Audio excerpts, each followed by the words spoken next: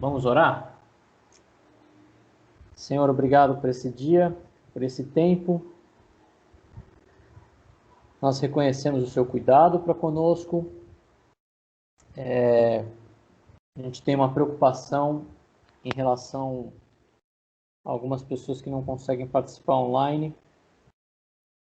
Mas, enfim, que dê certo a gravação, para que pelo menos isso a gente consiga colocar para que as pessoas possam assistir.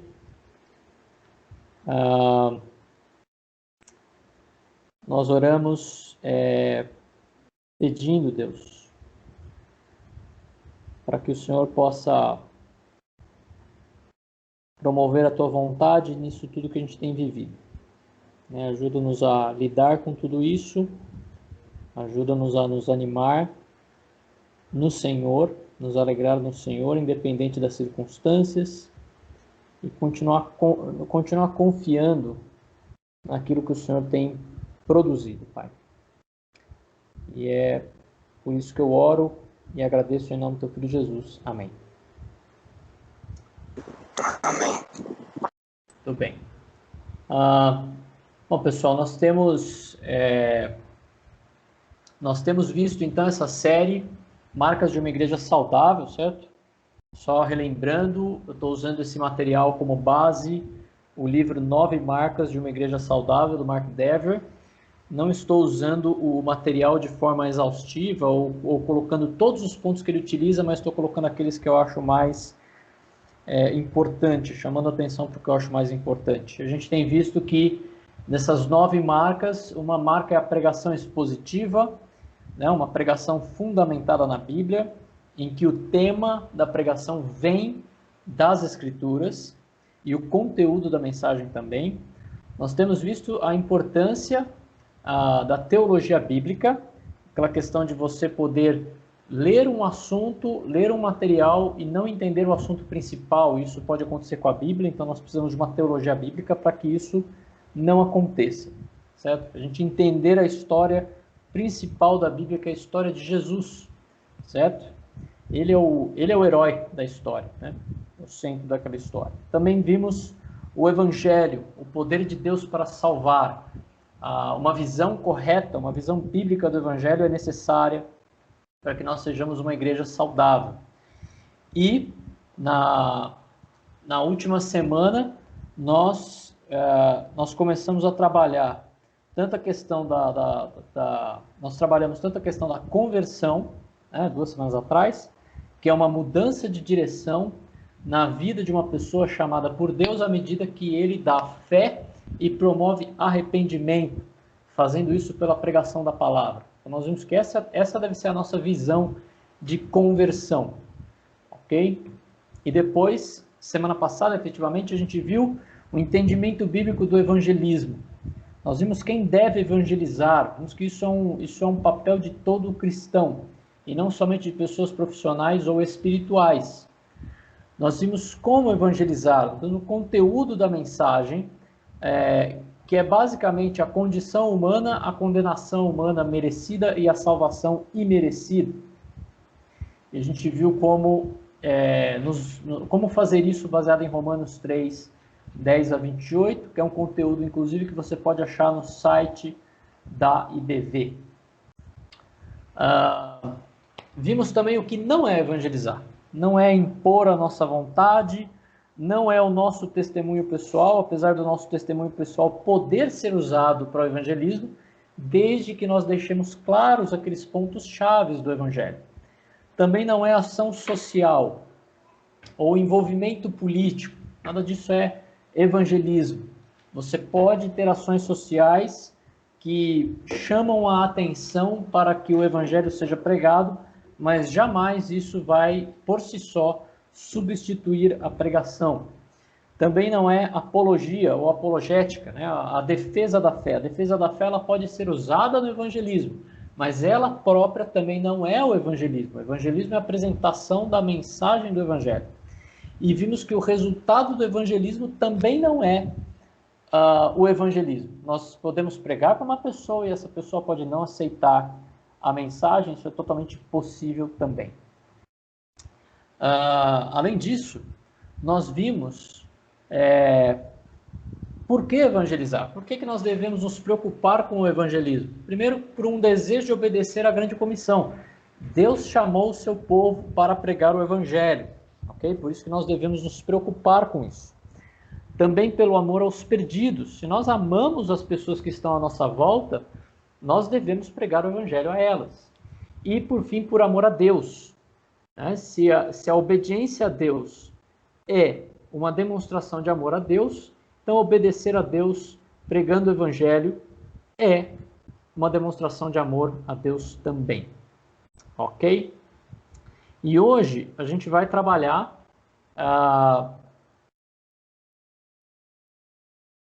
Desculpa, né? Lembrando a nossa proposta aqui, nós estamos entendendo algumas características básicas da igreja que nós devemos observar em uma igreja saudável e como é que nós podemos aplicar na nossa realidade, na realidade da IBV.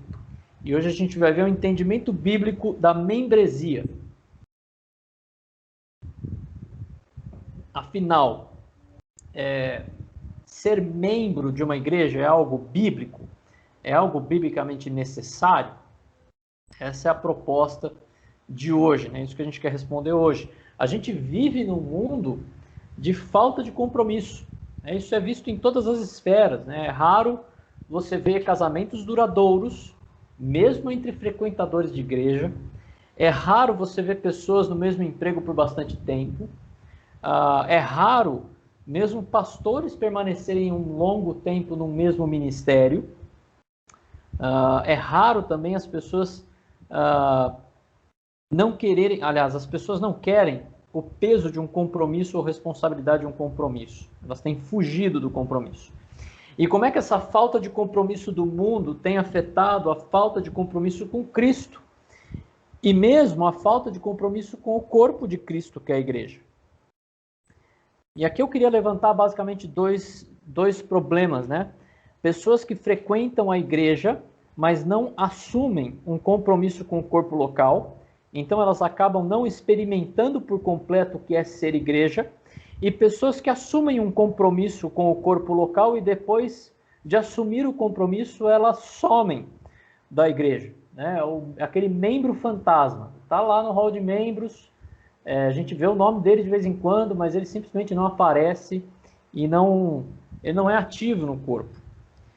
E nos dois casos, isso gera um problema de... No primeiro caso, a religiosidade vazia, ela toma conta no sentido de que ir participar e assistir e tomar o lugar, né, acabam tomando o lugar de pertencer, servir e caminhar junto.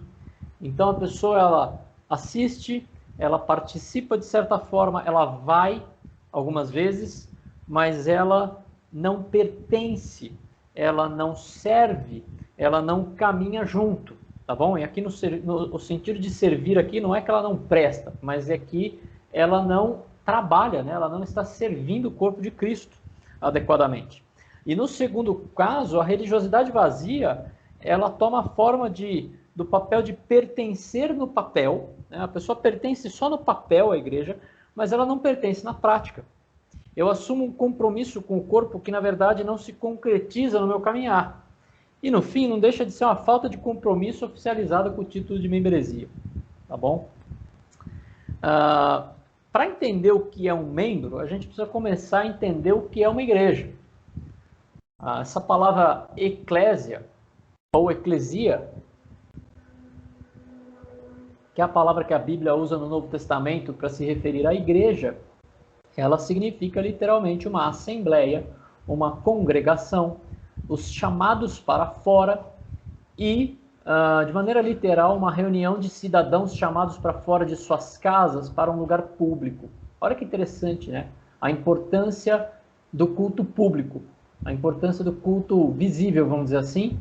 Isso acontecia de alguma maneira até naquela primeira igreja que se reunia de casa em casa, ela também se reunia no templo e as pessoas observavam, né? As pessoas de fora observavam a ponto de querer fazer parte daquilo, né?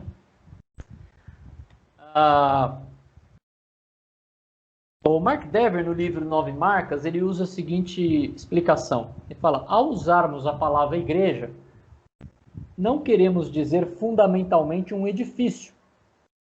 Esse é um sentido secundário. O edifício é apenas o lugar em que a igreja se reúne. A gente tem falado sobre isso, né, na IBV, ok? Então, só relembrando aqui. Mas isso eu achei interessante, olha só. Assim, na Nova Inglaterra puritana, o prédio da igreja era chamado de casa de reuniões. Eles não chamavam de igreja, eles chamavam de casa de reuniões. Vistas do lado de fora, as primeiras igrejas na Nova Inglaterra pareciam casas enormes. Eram as casas em que a igreja se reunia. Achei muito interessante isso aqui. Essa questão da casa de reuniões, né? Para justamente não ter essa confusão do que é igreja e do que é prédio, né? Outra coisa que ele menciona, ele fala, a maioria das referências à igreja falam de um corpo, de uma pessoa local, de pessoas local, ativo e afetuoso, pessoas comprometidas com Cristo e umas com as outras. Isso é o que significa repetidas vezes a palavra igreja no Novo Testamento. É um corpo do qual você pode ser excluído e no qual você pode ser incluído. Então, semana que vem, se Jesus não voltar, a gente vai ver mais sobre a disciplina eclesiástica, a disciplina na igreja, que envolve, inclusive, o processo de exclusão, se for necessário, né? Mas o que o Marker está dizendo aqui, em outras palavras, seria assim, se nós podemos excluir alguém da membresia por causa do pecado, é porque essa pessoa foi inclusa na membresia. Você não teria sentido dizer que a pessoa vai ser excluída, né? Vai ser retirada da comunhão. Então, uma igreja ela é um ajuntamento, uma assembleia de pessoas, as quais são salvas, crentes no Senhor Jesus, são membros desse corpo local e membros da Igreja Universal, a Igreja Católica, né? A assembleia que reúne todos os santos de todas as eras. Lembra que o termo católico não é um termo específico da Igreja Católica Romana. A Igreja Católica ela sempre existiu como a Igreja Universal, a Igreja que inclui todos os salvos. A gente tem visto isso inclusive em Efésios, né? De todos os que estão em Cristo, que formam esse grande corpo, tá bom? Mas por que, afinal, a gente deve ser membro da igreja local, certo? Isso que a gente vai chegar no final dessa mensagem, tá bom? E para continuar esse entendimento, tem um outro livretinho, eu não vou conseguir mostrar para vocês porque não tem o vídeo, mas é um outro livreto dessa mesma série que se chama Membresia na Igreja, de Jonathan Leeman. Então ele fala o seguinte, a igreja local não é localizado aqui, né? Eu vou até já ajustar isso aqui. Ótimo. A igreja local é uma embaixada do domínio real, estabelecida no presente, que representa o reino futuro de Cristo e a vinda de sua igreja universal. Então, que interessante, né? Ele define igreja como essa embaixada, né? O que é uma embaixada? Uma embaixada é justamente um lugar que representa um país fora daquele país, fora daquele território. Então, a igreja é como uma embaixada de Cristo, uma embaixada do reino de Cristo na terra, mas essa embaixada é formada pelos próprios embaixadores, né?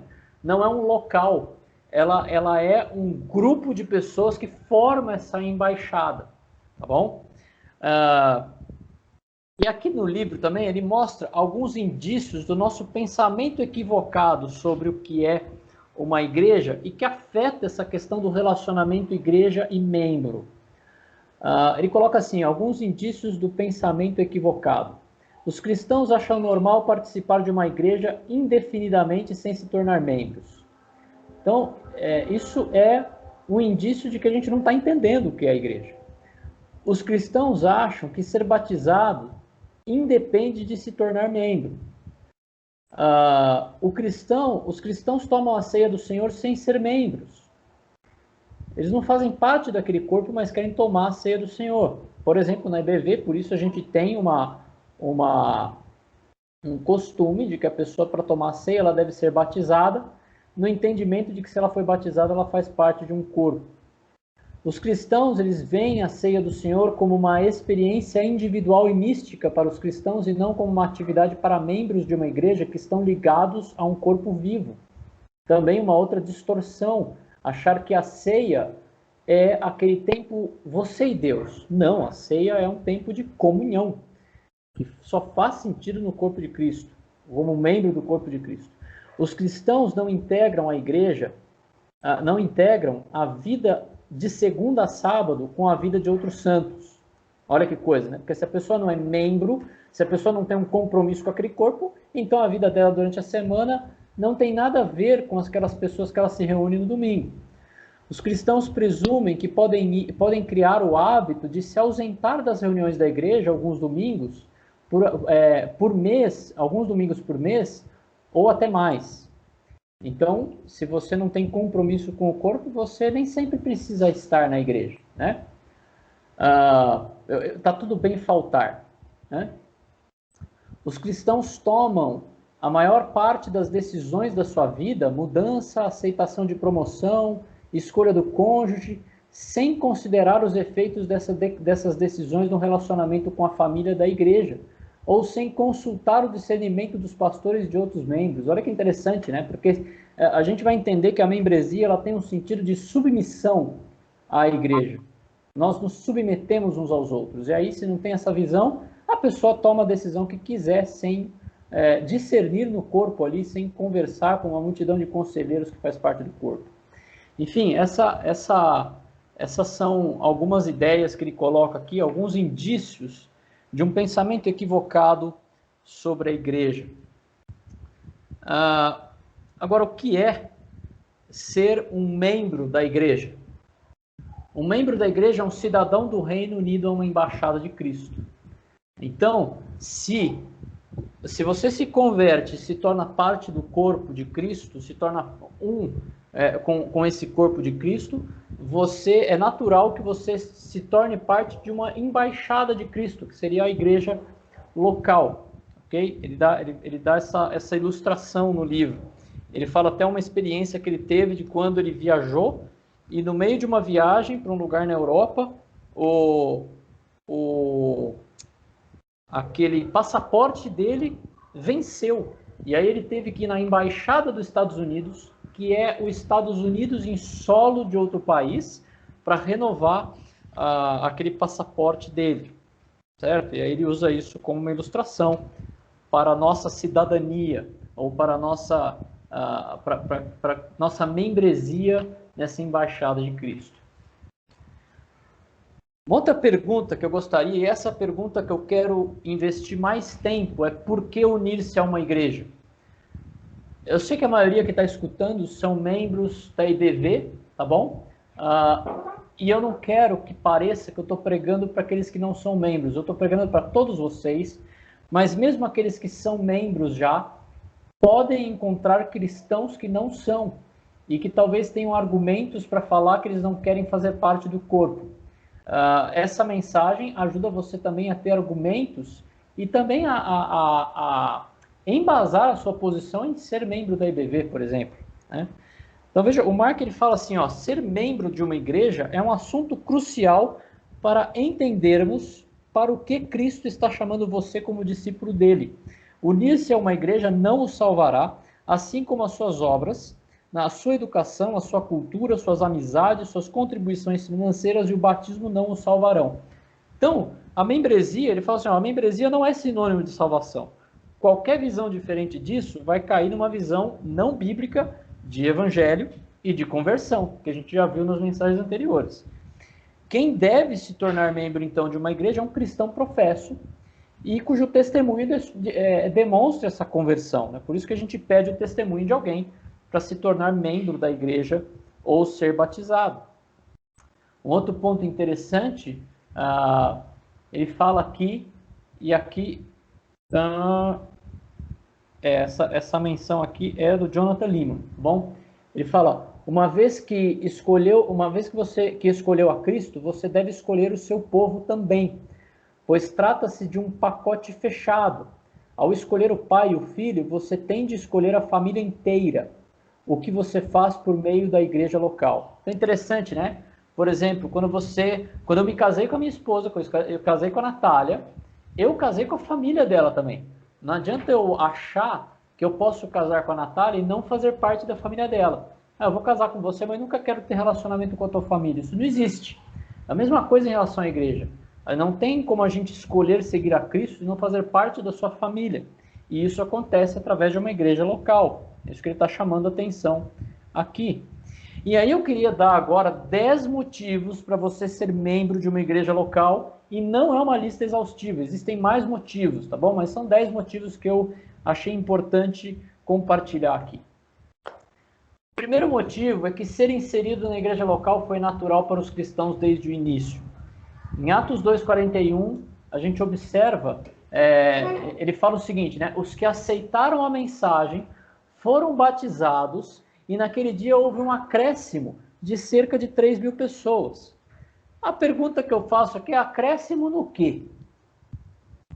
Se a membresia não existe, ou se a membresia não é bíblica, essas pessoas que aceitaram e foram acrescidas, elas foram acrescidas onde? Bom, naquele grupo de discípulos. E ao longo do livro de Atos, você vê declarações do acréscimo de pessoas e de igrejas locais se formando com grupos locais em outras cidades, né? À medida que o evangelho era espalhado. Então isso era natural para aquela igreja no início. Outro ponto aqui, um outro motivo, é porque mandamentos recíprocos são para a igreja. Existem 25 mandamentos recíprocos, aqueles acompanhados de uns aos outros, que inclusive nós na IBV fizemos uma série sobre todos esses mandamentos. E existe então esses 25 mandamentos que eles devem ocorrer dentro do contexto de igreja. Estou colocando os textos aqui, se você quiser dar uma olhada em todos eles, tá bom? Estou agrupando aqueles que aparecem às vezes no mesmo trecho, mas tudo isso são mandamentos que só acontecem no contexto da igreja. Além disso, nós somos encorajados a não abandonar a comunhão. Olha Hebreus 10, 24 a 25. Não deixemos de nos reunir como igreja, segundo o costume de alguns, mas procuremos encorajar-nos uns aos outros, ainda mais quando vocês veem que o dia se aproxima, e consideremos uns aos outros para nos incentivarmos ao amor e às boas obras.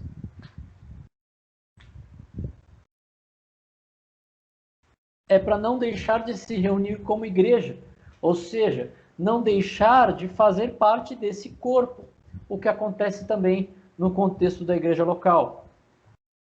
O quarto motivo é que a unidade comprova que somos discípulos.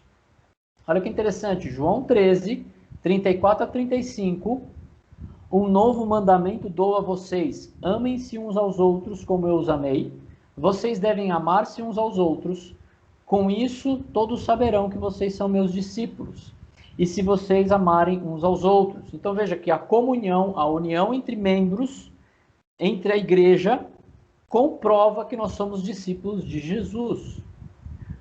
Algo semelhante a isso é que é um testemunho, fazer parte de uma igreja, a comunhão, né, é um testemunho de que Deus enviou Jesus.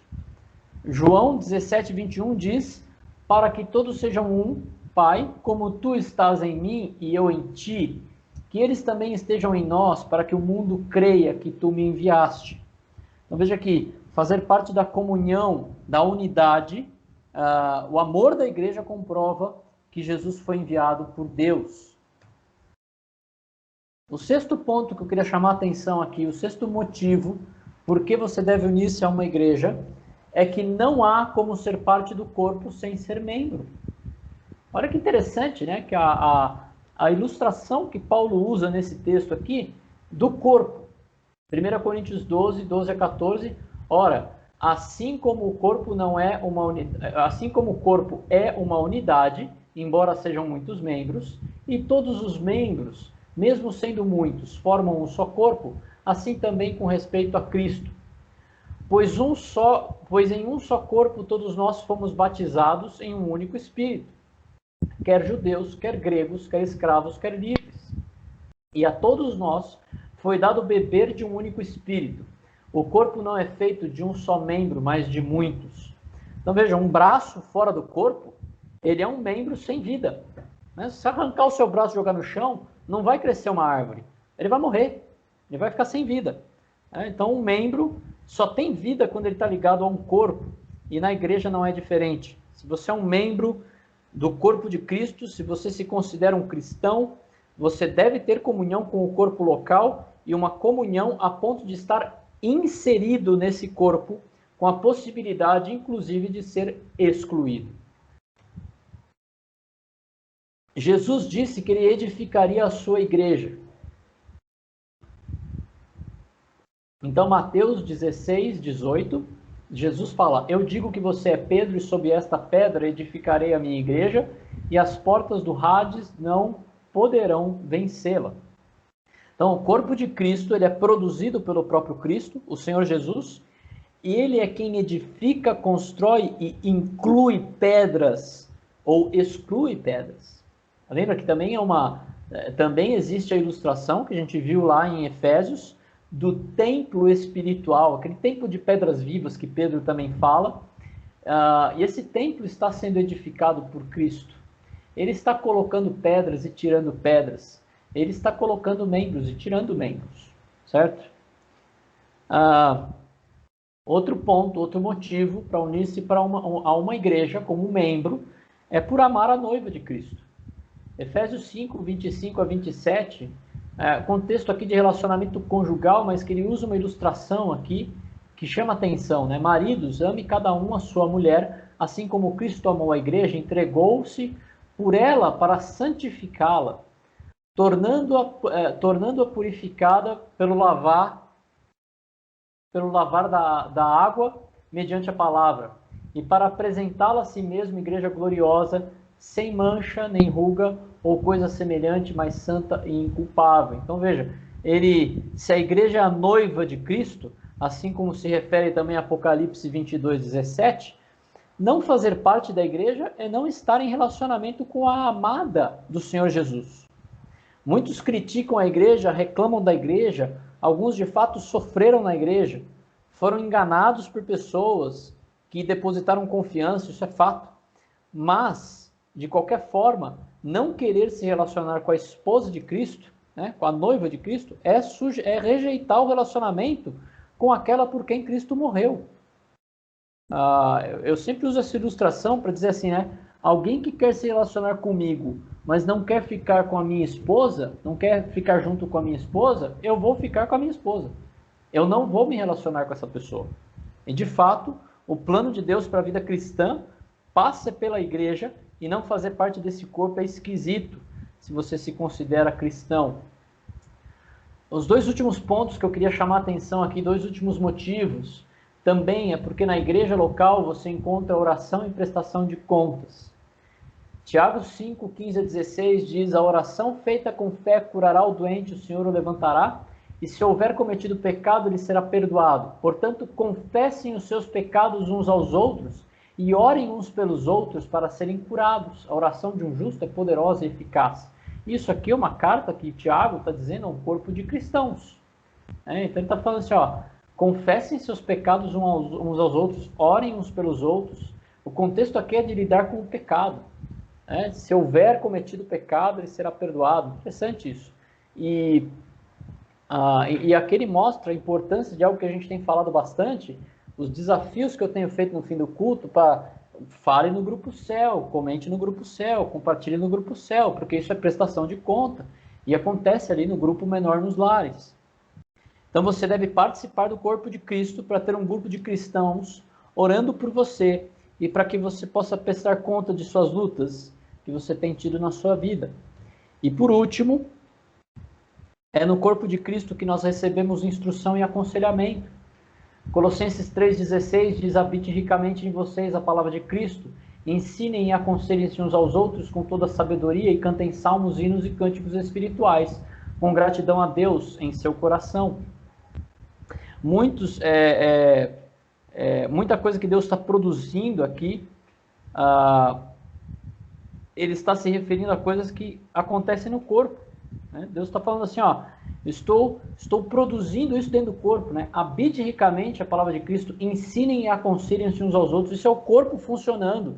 E a gente já reparou nisso outras vezes, de que isso é no contexto de culto, inclusive. Aconselhando com toda a sabedoria, e cantem salmos, hinos e cânticos espirituais, com gratidão a Deus em seu coração. Isso faz parte do culto. E como é que você vai cultuar a Deus como corpo, aconselhando e ensinando mutuamente, se você não está reunido a uma igreja local? Agora eu quero chamar a atenção a algumas objeções, tá bom?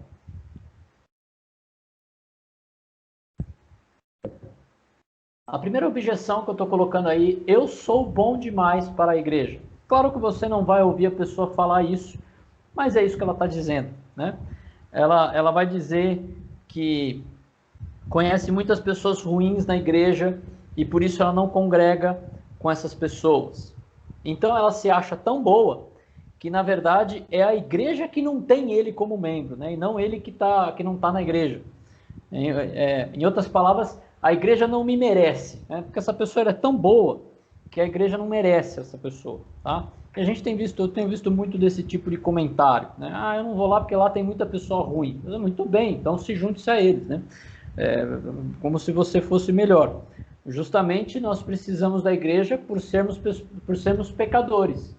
A igreja serve, inclusive, para que nós lutemos juntos contra o pecado.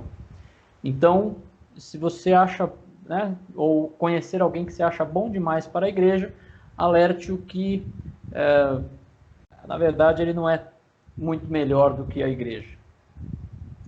Eu não preciso de outros cristãos. Você também não vai ouvir ele falando isso, porque ia ser uma grande afronta. Mas ele dirá algo do tipo: eu posso ser cristão fora da igreja, não é verdade? A gente escuta esse tipo de argumento. E a nossa resposta deve ser: não, não pode.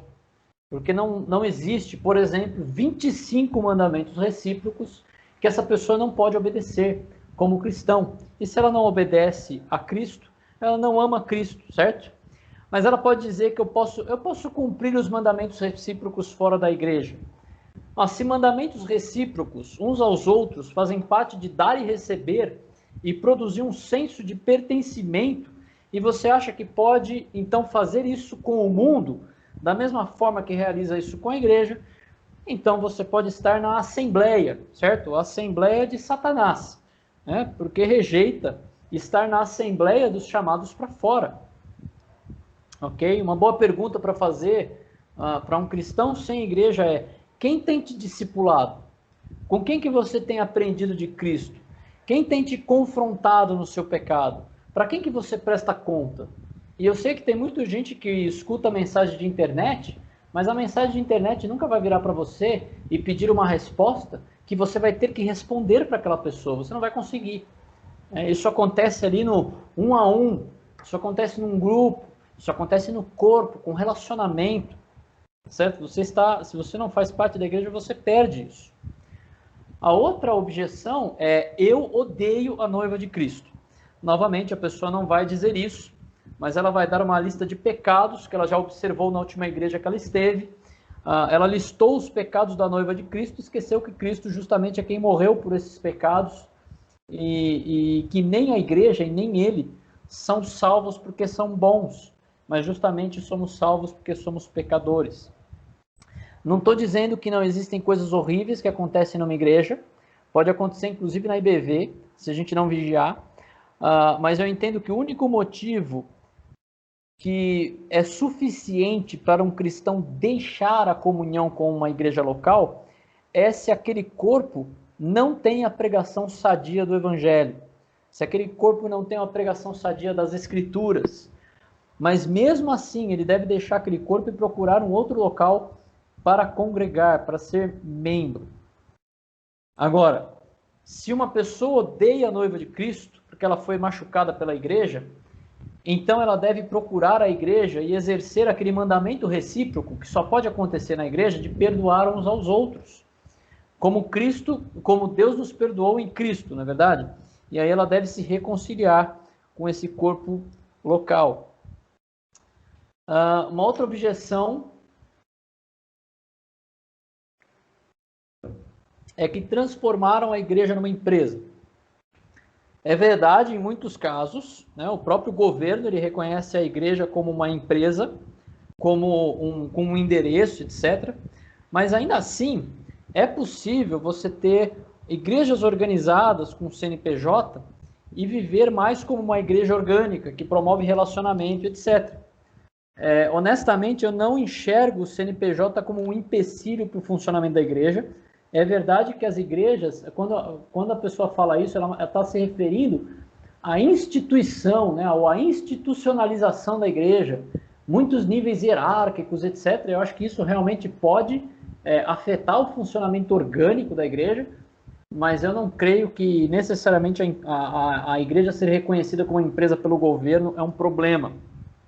De qualquer forma, se algum dia nossas autoridades quiserem influenciar a doutrina ou impedir que a igreja exerça sua liberdade de culto ou a pregação, aí talvez a gente deva repensar isso, né? Virar uma igreja clandestina, como existem em diversos lugares com perseguição no mundo. Agora, também eu quero deixar claro que eu não creio que é isso que está acontecendo ainda no meio da pandemia, apesar da gente estar sendo afetado. Isso também está afetando outras pessoas de empresas, né, que tem empresa aberta, comércio, etc. Então, por enquanto, parece que não é uma perseguição à igreja especificamente. E, de fato, há muitos paradigmas sobre ser igreja, mas fugir da igreja não é a solução. De novo, normalmente as pessoas usam esse tipo de argumento, mas elas não estão vivendo um cristianismo melhor, elas não estão vivendo um cristianismo mais sadio, elas não estão vivendo um cristianismo mais ativo no discipulado e prestação de contas, etc. Então, a suma é: junte-se a uma igreja, seja membro de uma igreja, ok? Perguntas para reflexão. Você tem participado da IBV e ainda não é membro? A pergunta é: por que não se tornar membro? Você tem recebido ensino, você tem recebido, às vezes, até coisas que o corpo recebe, benefícios do corpo, você tem tido comunhão. Por que não fazer parte da igreja efetivamente como membro? Agora, se você já é membro, você tem servido o corpo de Cristo de forma satisfatória como membro? Você tem, de fato, buscado se envolver com os outros? Qual objeção você mais costuma ouvir de pessoas que não querem o compromisso com a igreja? Como é que você pode responder a essas objeções baseado nessa lista e baseado nas objeções que foram mostradas na mensagem? Vocês vão ter, inclusive, mais oportunidade de falar sobre isso no tempo do Grupo Céu, Tempo nos Lares. Você conhece algum cristão que está fora do corpo? Pessoal, se você conhece cristãos, pessoas que se professam serem cristãs e não estão em comunhão com o corpo, exorte-as, encoraje-as com base em Hebreus 10, 24 a 25. Mostre para essas pessoas que ele é um membro sem corpo, né? Como aquele braço estendido no chão que está desligado do corpo e não tem vida. Mostre a ele isso, encoraje-o a participar, ok? E outro ponto, né? Se você quiser se tornar membro, bom, me procure. Vamos conversar sobre isso, ver sua situação, para que você possa assumir um compromisso com a IBV e a gente vai ficar feliz em receber você como membro, ok? Gostaria de orar para a gente encerrar esse tempo. Senhor, obrigado por esse dia, obrigado pela vida de cada um, obrigado por cada pessoa que tem participado desse corpo da IBV, de cada um que tem acompanhado os cultos. Eu oro, Deus, para que nós possamos ter cada vez mais pessoas comprometidas com o Teu Evangelho e comprometidas com o Teu corpo local, para que esse corpo possa, inclusive, ser restaurado e revitalizado, que é o nosso maior desejo, Deus. Nós queremos também entender o Seu propósito em relação a isso. Promove essas coisas em nosso meio, segundo a Tua vontade, e é o que eu oro em nome do Teu Filho Jesus. Amém.